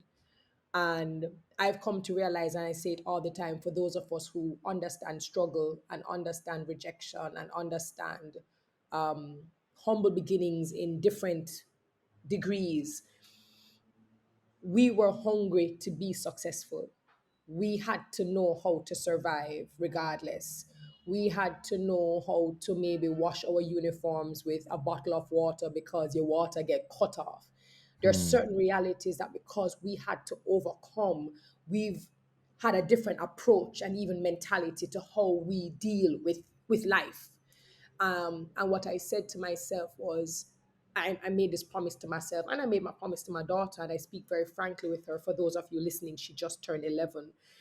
I told her one of the worst things you can do is, as a parent, I believe it's a great injustice to create entitled children, Mm, spoiled children, children who believe that the entire world revolves and exists only for them, and that they will always get yeses in this world. I think you do them a great injustice as individuals to grow to be amazing individuals, but you do a great injustice to your community and your nation and the world, because we are the ones who now have to deal with your child as an adult. This child becomes a CEO, a supervisor, a co-worker, a partner, a best friend, and they wreak havoc in the lives of people simply because they've been accustomed to just getting everything they want, how they want it, when they want it. It's something I'm very passionate about. And so, even though my daughter will never know probably what it is like to take the bus in Jamaica, for example, yes. like if you travel and the mode of transport is train and bus, then we'll take it. But she's growing up in a car that I didn't. I grew up taking the bus and having to be squeezed out as a schooler. There's certain struggles that I experience that she will never experience. However, from our conversations, I made it very clear. If you see something that you want, or you will have to earn it. And you will have to earn it not just by getting good grades, because grades are not the only thing that maketh a man. It's also your Mm, attitude. Yeah. And so you can't just be bringing in straight A's, but your attitude stink. Because if your attitude stink, then you're still not succeeding as a human being, in my opinion. mm, So you have to have the right approach when it comes to dealing with people and seeing people, and how you speak to elderly, your family members, all of those things I assess. And then I will say, okay, you are deserving of this because look at what you've done. And when she does things that are endearing, I make sure that I acknowledge it, because I don't also want to be a parent where only when you do something bad, you're nah, nah, nah, nah. But when you do something great, fantastic job. I told her my idea is to make her as great a person as she can be now, so that she will be a great citizen, a great global citizen, not even just a mm. Jamaican, but global citizen. And it's because we had these kinds of conversations, and we post some of them. That's why I got invited to do my TEDx talk in Ah, Birmingham. very It cool. was because they wanted a topic that spoke about unleashing the potential of children. And for me, what I added was by teaching them things that we don't typically teach them culturally.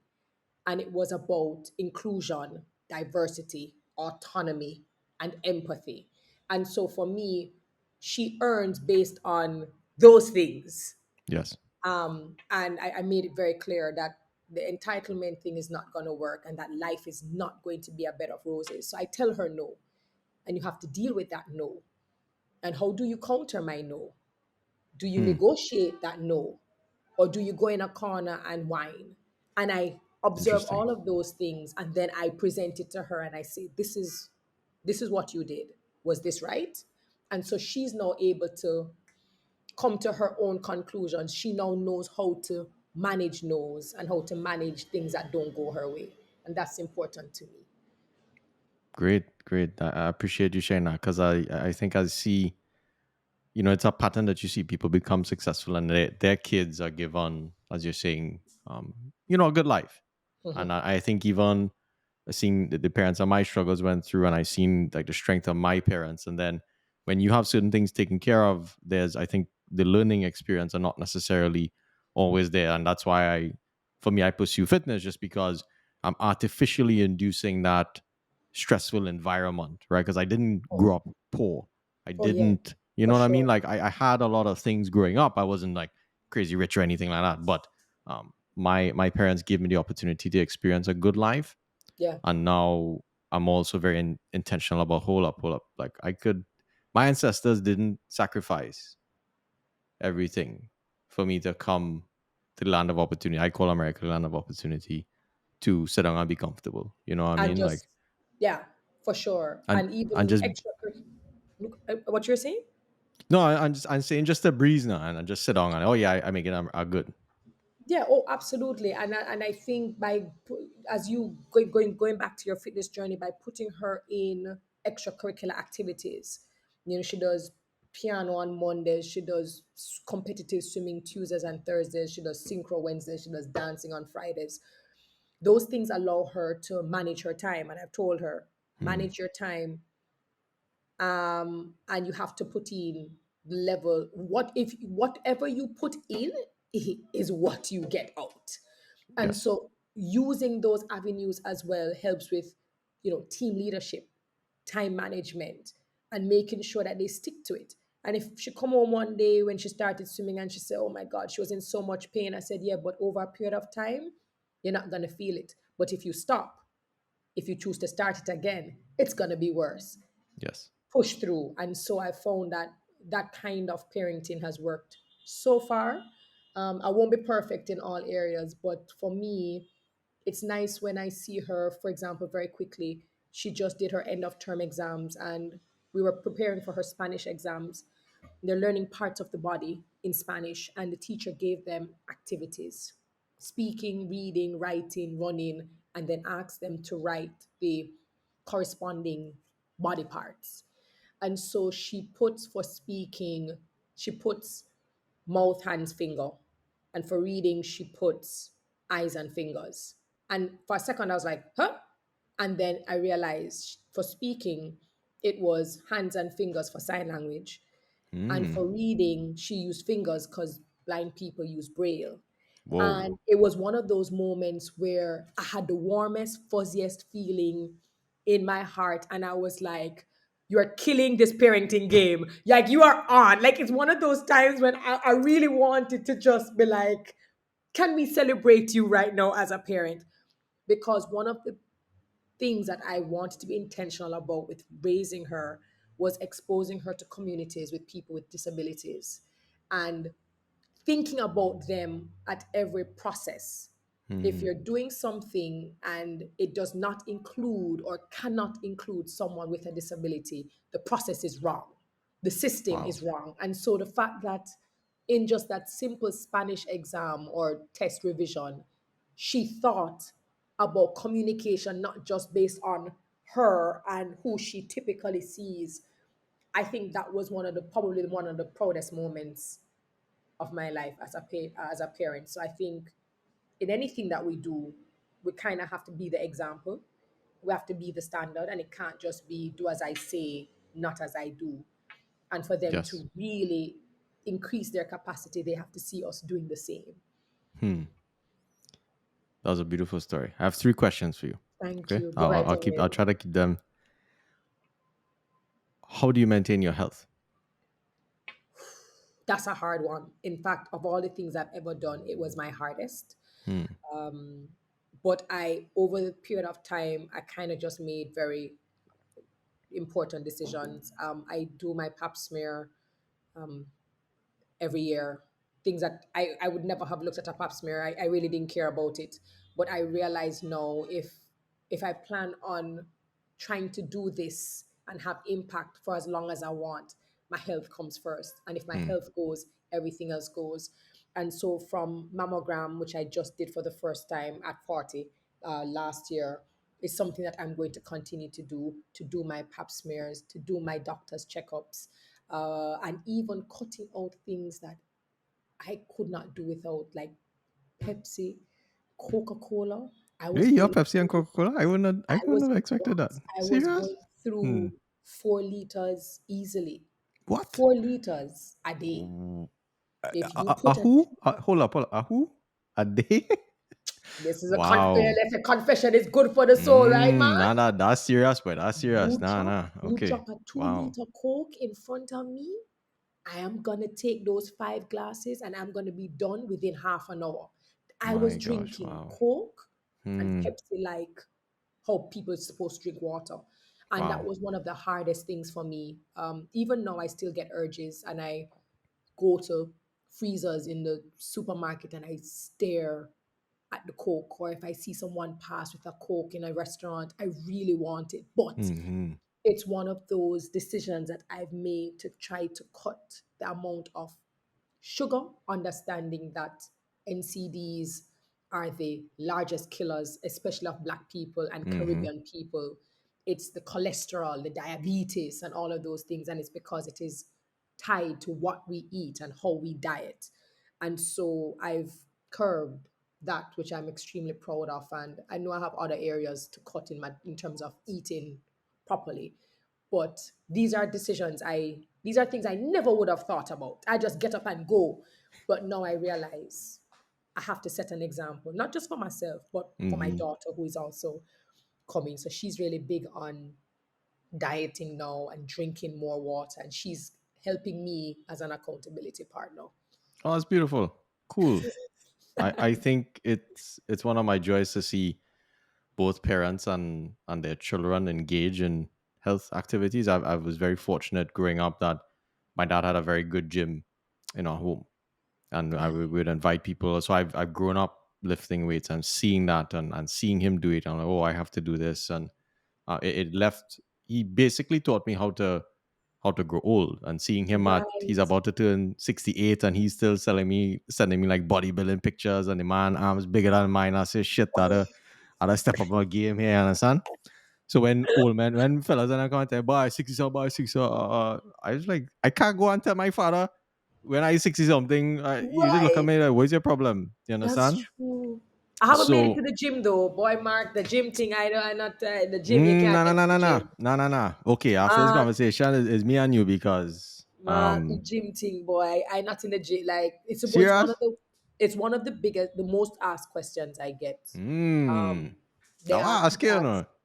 people ask me about my leg routine and my stomach routine, and I'm just like, listen, y'all lucky you even saw me take the stairs to come up on this stage. Um, Hmm. Hmm. I'm gonna chalk it up to genes. My family is generally, small built Yes. Asian on my father's side, and everyone is generally small. And so I tell people that I think I've won the gene lottery where that is Hmm. concerned. But Okay. the Okay. gym conversation, boy, that's something we're gonna have to have like in WhatsApp. Yeah, yeah, yeah. I'll go. I'll just share one secret. I think the best investment that you can ever do in your life is home equipment. Okay. So without home equipment, it is almost virtually impossible to maintain your health from a working and be consistent with working out. So you always need at least one little piece of equipment, and especially when it comes to organ health. Organ health is very important, and very similar to you. I had a sugar change recently. So like I have a six pack thing, you're looking lean. And for a period of time I was going through, like I would go to this pie shop and I'd spend 100 US in pies because she was making like fresh pies. 100 US a week. This is Sweet tell you, tooth. right? So my sweet tooth bad, bad, bad. But naturally, I think as you get older, you start to pay attention to blood flow. Okay. Yes. And then one day I was watching my ankle. I had an ankle injury, and I find this thing taking long to heal. But I was watching the veins of my ankle, and I find they were looking kind of old and viral key, the Hmm. varicose vein kind of thing. Yeah, yeah, yeah, yeah. And I see that ain't looking. And one night I ate a piece of key lime pie, and something just kind of hit me. So like, hey, you're poisoning yourself. And so I took a break, and took a break from the dessert, and the amount of energy that I had, because I always been falling asleep as a child. Like that's why I didn't like school, because I couldn't stay awake. And doing Got blood you. work and stuff, I realized I had iron deficiencies. So I didn't even realize my whole life I probably had an iron deficiency as a child. Because all in school, I would go to school with a pillow, No energy. No no energy. energy, no Mm-hmm. energy. Like I'll fall asleep at any time. Even in my PhD, like everybody knows me for sleeping under my desk. All right, I I had a big I had a pillow, a mat, and I wouldn't go home. I'll just sleep and wake up. You do work, and so that became a routine for me. But when I started to pay more attention to blood work, I think that's very Yes. important as we get older. And then just learning from my dad, just in very intense exercise is critical for organ health. Because otherwise, them organs and them, remember every day the organs and them just chipping away and they're going down. So, and And I think that pain tolerance is a very important, that is the, in my opinion, Mhm. based on my experience, that is the most critical lesson for a parent to transfer to a child. Yeah, This notion of tolerating physical, mental, and emotional pain. pain. If they can, if a child has that, they can endure anything. The You see what I'm saying? resilience. Absolutely. That So capacity. Wow. that's a perspective I'll share. So my last two questions. I learned that you're an avid reader, which I am desperately. If you see it all my books, I consider myself a wannabe avid reader because I tend to read slow. But I oh, I surround myself with books so I feel better. All right, so I could pick up and read a page or two. that works as well. Yeah, and I have very good intentions at least, and I recognize the importance. What would you say to someone or people that they don't have reading as a sport in their life? I would call it that, Yeah. and the importance of taking that into account. Ooh, this is an easy one. I love this question. Alex, who is again my executive liaison, when he came on board about a year and 6 months now, my only contractual stipulation with him is that he had to read a book a month. That was it. Oh, cool. Like, you can work from home, you can do anything you want to do, but you must read a book a month. Number one, you always hear readers are leaders, and everybody always uses that. But I think one of the reasons why I people consider me to be so eloquent and articulate, and I connect a lot of dots, and I find relatable moments to put things together, is because I read a lot. Hmm. So I always have points of references. I always have things that I can say, hey, I was reading in this particular book, and it adds richness to not only your knowledge but to conversations, and you can create aha moments because you are the reader. And so for me, I've always told persons, it's good when you can be a creator and not necessarily the consumer all the time. It's great when you can create these aha moments, or these moments where people said, I didn't know that, because you read. Now, where it gets tricky is, for many of us, we lose our love for reading along our academic journey. We Yes. start to focus a lot on the books that help us to get the grade to pass. And as soon as we start to get into the professional world, we really are just dibbling and dabbling. If we're going back to school for our masters, then we start to pick up books again. But generally, we're kind of scrolling. We might read a one article, or we're reading just the headlines on social media. And so our attention span has gotten shorter. And the idea of reading anything over 150 words is like, oh my gosh.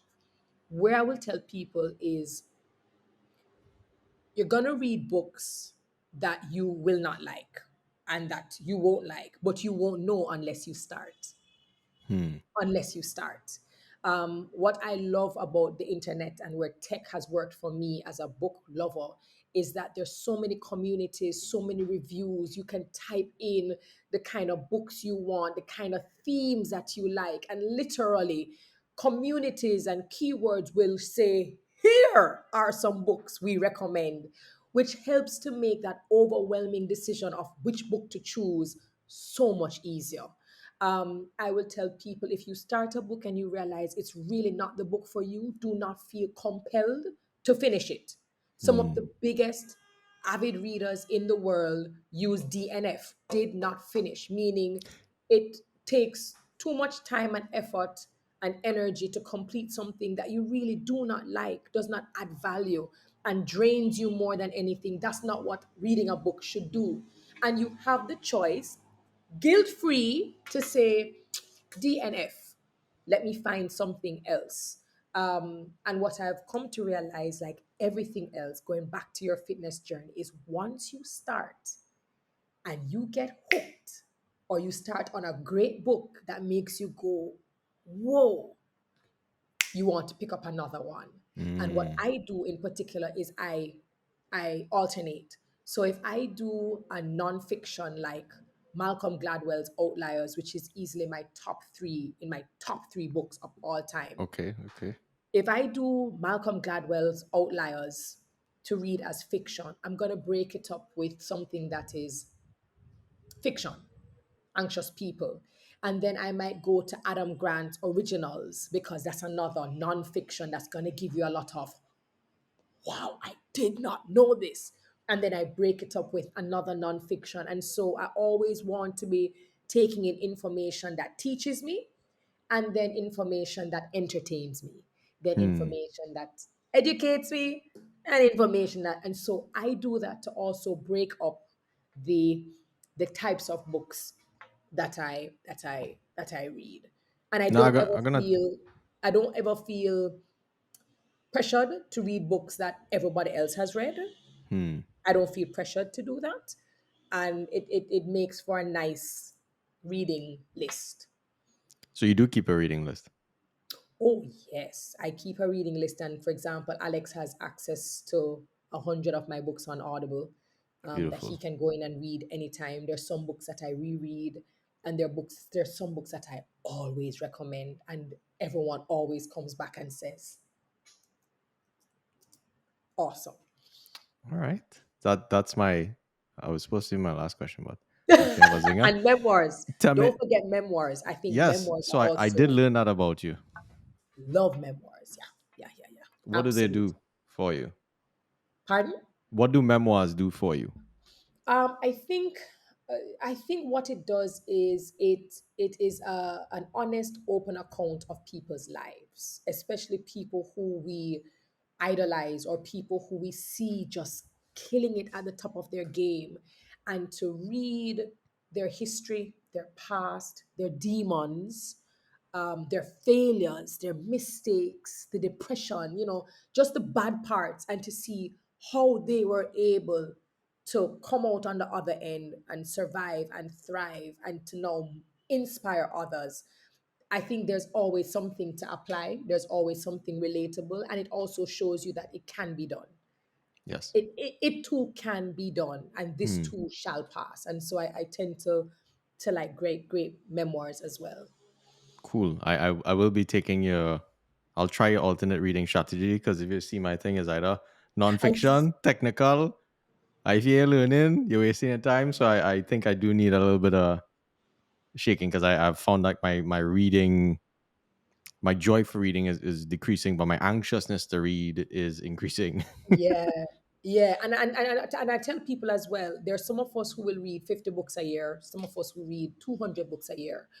But if you are starting out and you read one good book for the year, you've already done a very good thing. So Cool. don't look at the numbers of bookstagrammers who are accustomed to reading.